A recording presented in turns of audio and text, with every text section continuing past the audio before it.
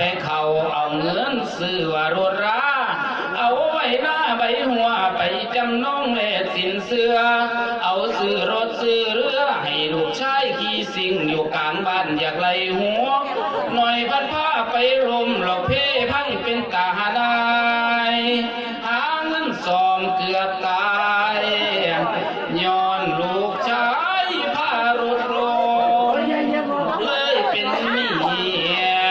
ตื่นบ่เศร้าเย็นเดินทั้งอำนาจบ่มีหรอกเนาะมีแต่ทั้งคนร้ายแล้วบัดนี้ผู้หวังคนซ้ำไปเขาหลอกหวังเพื่อเงินตายยายเอ้ยลูกก็ขาดได้อีเมลเข่าแล้วเขาทกศไว้เฮาในเด้อเข่าระบยาเข่าไว้เสียบ่หันหลวงหลายบรรณาตายก็พอได้พอเริ่มบุญสั่งหาวนั่งพ่อหูฟังบ่ลำบากกับผู้ยังบรรเทาตายก็ได้เงินก่อนมาส่งเสริม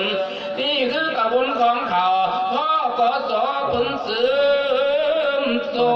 งนะว่าแต่เฮาตกลงร่วมกันเป็นกลุ่มก้อนสมัครได้ว่ายังอุกเจหลายเสผู้ยังค่าขางหยิบเงินมาบ่ได้ส่งบอกว่าค่าสินพันลูกลงเงินสัญญาว่าได้ใช้มันหนักหนาสังกุราเนี่ยเอาเงิน5,000ไปส่งเงินหลักไม่ใหญ่เอ้ยบ้านเจ้ามีเงินล้านจะบอกว่าใหญ่2 ล้านนะยิบต่อไปเนี่ยเอาเงิน5,000ไปส่งเงินหลักว่าใหญ่เอ้ยยังเงินกะเงินยาวใช้ดอกไปแต่พอแล้วมีโครงการเอาไว้หลายแนวสิทำต่อยืมเงินทกสเอามาว่าสิใจตามใจเจ้าปรารถนาบาดเป้ามาแล้วพ่อเพียงสิใส่ใจมันมาเป็นตาได้เป็นพ่อน้องพวกพี่น้องคุณโยมเจ้าผู้นั่งฟัง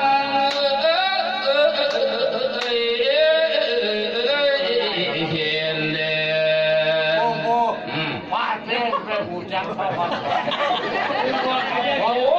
กายเลยโอ้ขาดบ่มีทางที่ทำต่อพ่อกส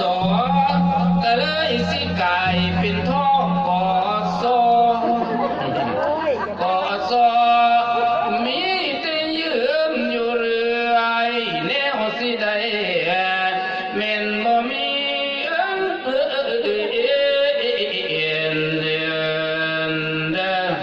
แนวยืมเงินมาใช้นี่บาทสิส่งหายืมคนเป็นเงินสมอยู่วัดเป็นเราเด้ออย่าให้เรื่องอาจารย์ตู่เด้อร้อยคนใดก็เอามาเพื่อให้ท่านสัญญากูเงินเลี้ยงหมูเงินสั่นต้องให้ท่านสัญญาส่งขาดจังสันเพิ่นกะบ่ตกลงให้ยืมต่อกะบ่ได้ปีหน้าดอกแห่งหลายมันมีดีและให้บ่น้ำเรื่องทกสไม่ใช่เอ้ยขั้นยืมมาทำให้ดีทำให้มันถูกต้องสิไปหล่มบอลจังใดองค์พระบาทสมเด็จอยู่หัวรัชกาลที่9เพิ่นกะทรงตรัสไว้ให้สร้างอยู่กระทำกินเด้อโยมเด้อเศรษฐกิจแต่พ่อเพียงพวกคนโยมคงจำได้ถ้าให้ฟังแล้วเอาไปทำเป็นตัวอย่างผู้ละคนอยู่ห่างยืมเงินไม่กูกำไรได้ดอกแห่งหลายมันมีดีและให้มาน้ำเรื่องทกสไม่ใหญ่เอ้ยเอาแหละน้อยโยมน้องสิไว้ลงเศร้าไว้